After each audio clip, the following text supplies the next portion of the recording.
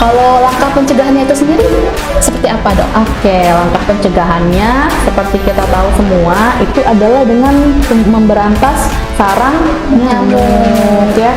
Jadi kalau misalnya udah sakit ya kita tata laksananya sakitnya, keluhannya. Tapi ini ternyata bisa dicegah dengan karena sumbernya dari nyamuk, otomatis yang kita berantas adalah nyamuknya. Nah, Jadi dengan cara tadi 3M+. Iya, betul. Nanti Assalamualaikum warahmatullahi wabarakatuh. Selamat pagi Sobat Healthies yang di rumah dan dimanapun Anda berada. Jumpa lagi bersama kami di acara podcast kita Bila Jumpa Sehat. Bincang langsung Jumat pagi sehat bersama Puskesmas Perumnas. Dan kali ini saya Putri Aperta akan memandu acara kita hingga selesai. Tema kita kali ini adalah tentang demam berdarah. Demam berdarah itu adalah penyakit yang disebabkan oleh nyamuk Aedes aegypti, yang mana di Indonesia itu sendiri itu masih menjadi isu kesehatan masyarakat dan juga tingkat penyebarannya di Indonesia masih tertinggi di antara negara-negara Asia Tenggara. Ditambah dengan musim hujan seperti sekarang, maka lonjakan dari kasus DBD akan ikut meningkat. Oke, jadi teman-teman Healthies telah hadir bersama kita narasumber kita yang luar biasa. Beliau adalah Dr. Mei Syahara. Halo Dr. Mei. halo Putri. Apa kabar? Alhamdulillah baik sekali. Jadi teman-teman, Dr. Mei ini merupakan salah satu dokter umum di Puskesmas Perumnas. Oke, dokter mungkin boleh kita langsung mulai ya dok ya? Boleh, lanjut. Jadi dok, penyebab dari DBD itu apa sih dok? Oke, sepertinya kayaknya udah tahu semua ya kalau penyebab DBD itu adalah virus dengue. Virus ini adanya di mana? Adanya di nyamuk. Di nyamuk. Nyamuknya namanya nyamuk Aedes aegypti. Oke. Biasanya muncul tuh kalau lagi musim hujan kayak yang Putri sebutin tadi. Iya, oke. Jadi itu karena nyamuk Aedes aegypti. Karena virusnya. Yap, Oke. Kalau virusnya. ciri-ciri dari nyamuk Aedes aegypti itu gimana dok? Oke, mungkin bisa sambil di googling. Nyamuknya itu sebenarnya nyamuknya sama kecilnya, cuman punya ciri khas yaitu belang-belang ya, Belang-belang, hitam putih. Nah, biasanya munculnya itu sore ke malam hari. Nah, sore ke malam hari ini terus dia juga seneng di rumah-rumah yang ventilasinya kurang ya, di tempat-tempat yang dingin dia suka. Sama yang bahaya itu sebenarnya bukan cuma nyamuknya, dia itu bertelur dan mempunyai jentik-jentik di penampungan air bersih. Oke. Tuh ya, penampungan air bersih. Iya, Jadi, oke dok. bakal terus berkembang kalau misalnya masih ada. Oke, jadi dok sebenarnya demam berdarah ini berarti salah satu penyakit menular ya dok ya? Iya, betul. Iya, adakah faktor risiko dok?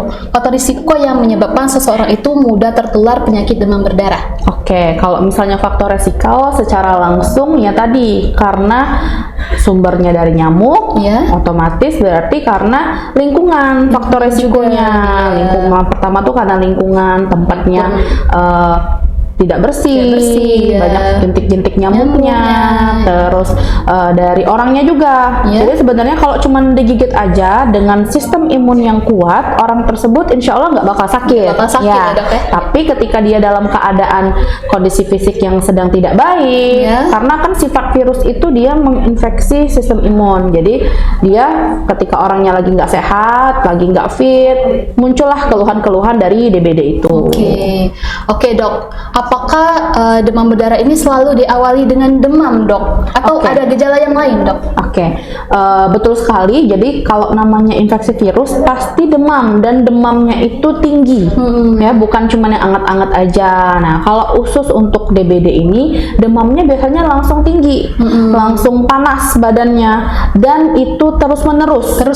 Ya berbeda dengan tipes, berbeda dengan malaria yang demamnya itu hilang timbul. Kalau misalnya DBD ini cirinya adalah dia demam terus menerus sepanjang hari, udah dikasih obat nih, misal udah dikasih penurun panas tapi demamnya tetap naik. Turunnya cuma sebentar, baru bentar naik lagi gitu, dan sepanjang hari. Bisa sampai dari 3 hari sampai 7 hari kalau tidak ditata laksana. Berarti kayak pelana kuda ya udah? Iya. Jadi bisa. dari naik dulu, dan turun. bisa turun di hari ke-6, hari ke-7. Ya. Kalau nggak ditata laksana, nggak diobatin atau nggak ketahuan, bisa naik lagi. Ya. Ya. Berarti harus hati-hati ya dok. Benar, Ada harus fase hati-hati. yang turun tadi, berarti ya, termasuk fase kritis. Ya. Kemudian langkah pengobatannya itu seperti apa, Dok? Oke, jadi seperti yang tadi sudah dijelaskan sebelumnya, kalau DBD ini sebenarnya virus denggi ini masih aman ditata laksana di rumah kalau dia cuman virus denggi aja. Jadi kita ada namanya demam denggi sama demam berdarah denggi ya. Itu yang membedakan. Jadi kalau misalnya dia cuman demam denggi aja, demam panas, terus kita kasih penurun panas, dibantu dengan cairan yang cukup, banyak minum, dia akan sembuh dengan sendirinya. Sembuh dengan sendirinya. Ya, sembuh dengan sendirinya. Tapi kalau dia sudah masuk dalam fase demam berdarah denggi, nah itu yang biasanya bisa menyebabkan shock. Artinya orangnya bisa sampai dehidrasi, kehilangan cairan, bisa sampai koma. Nah, itu biasanya karena tidak ditata laksana. Yang biasanya terkena ini adalah anak-anak. Kenapa anak-anak? Karena kita susah buat ngedukasi anak-anak buat minumnya cukup, terus aktivitas fisiknya dikurangin. Kan kalau anak-anak itu lebih aktif betul ya. sekali, Dok. Sedangkan itu harus istirahat cukup, makannya harus banyak, minumnya harus banyak, sehingga virusnya tadi kalah oleh imun kita. Jadi karena daya tahan imun kita bagus, virusnya akan hilang ya. Nah, terus kalau misalnya tidak ditata laksana kayak tadi yang pelana kuda kata Putri tadi, dia hari pertama sampai hari ketiga demam tinggi, terus makannya males, minumnya males, terus ada infeksi lain juga atau ada penyakit lain juga. Jadi dia di hari ketiga, hari keempat, hari kelima, hari keenam biasanya turun. Nah, di fase-fase inilah orang-orang sering kelewatan, dianggap udah sembuh ya, karena udah turun tadi udah turun. Nah, itu padahal di fase itu yang menentukan bakal jadi sembuh beneran atau makin jadi kritisnya makin jadi. Itu harus diawasin karena pada saat itulah trombosit ya atau sel darah putih di dalam tubuh kita itu menurun.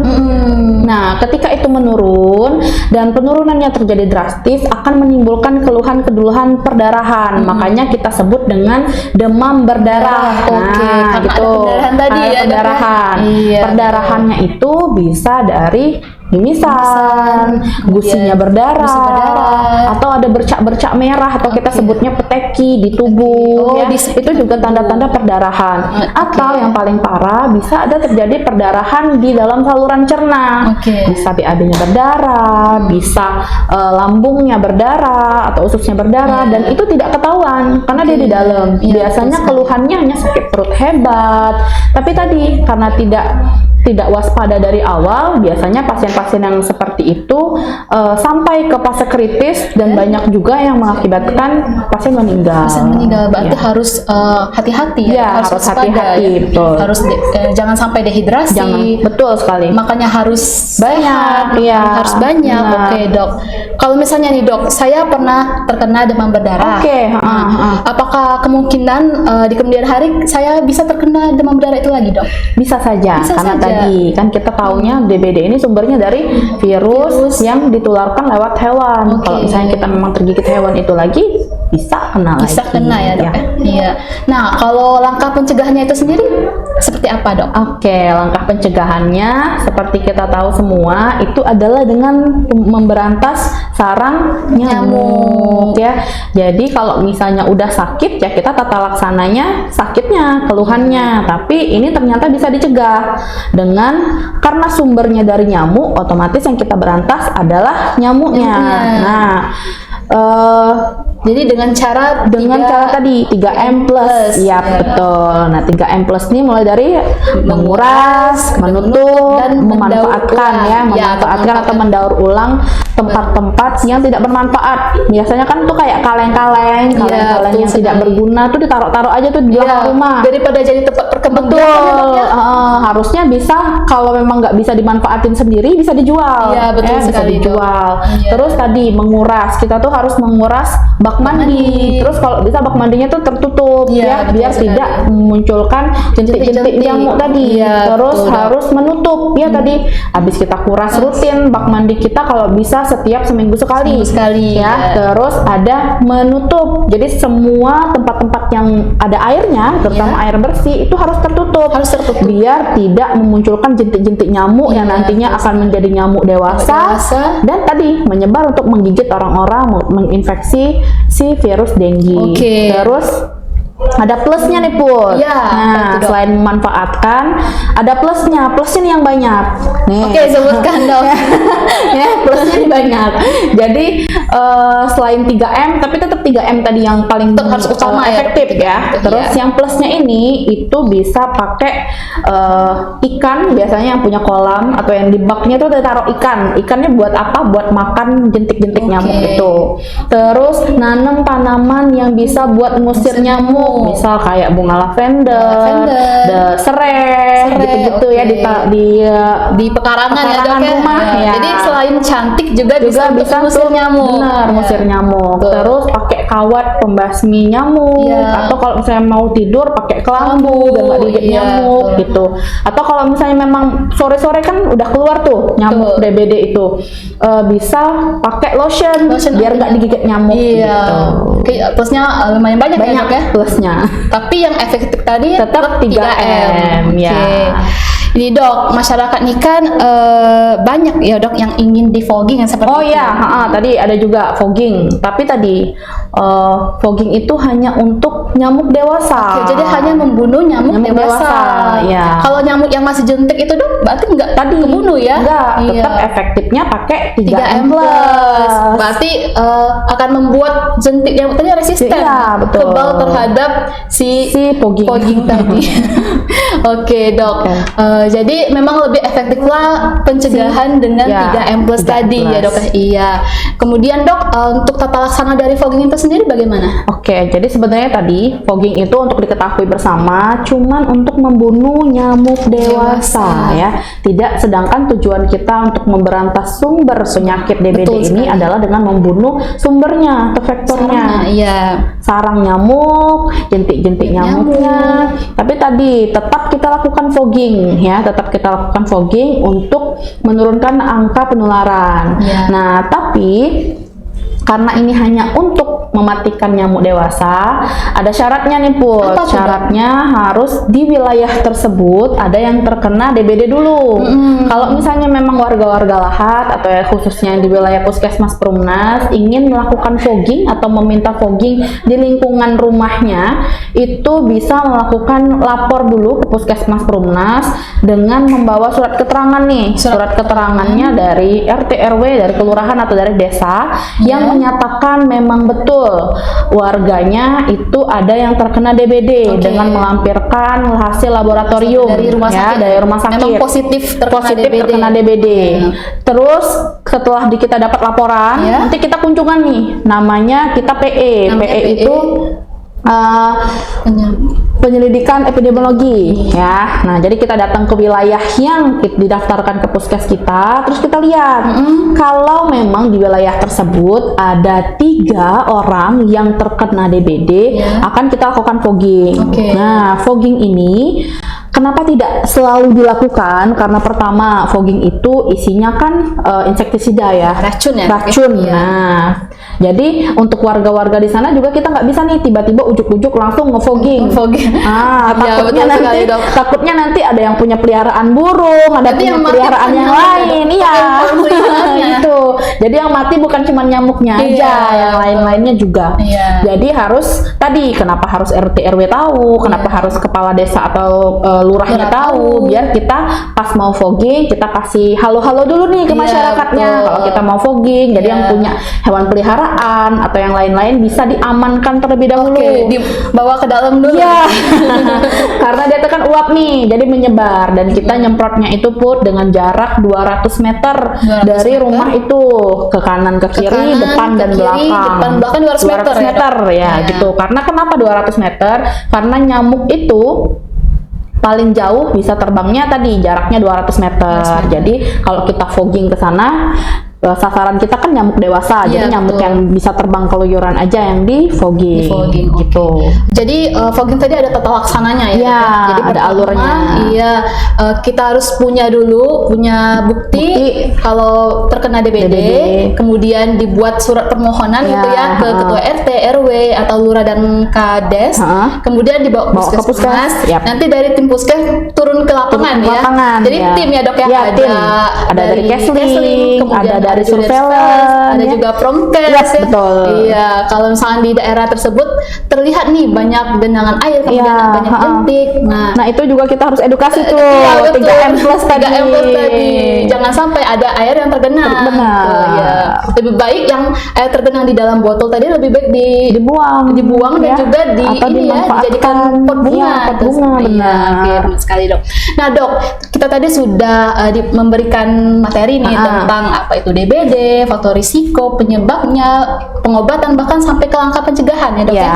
Nah, tolong dokter saya minta kasih closing statement nih untuk teman-teman healthies di rumah tentang DBD. Silakan.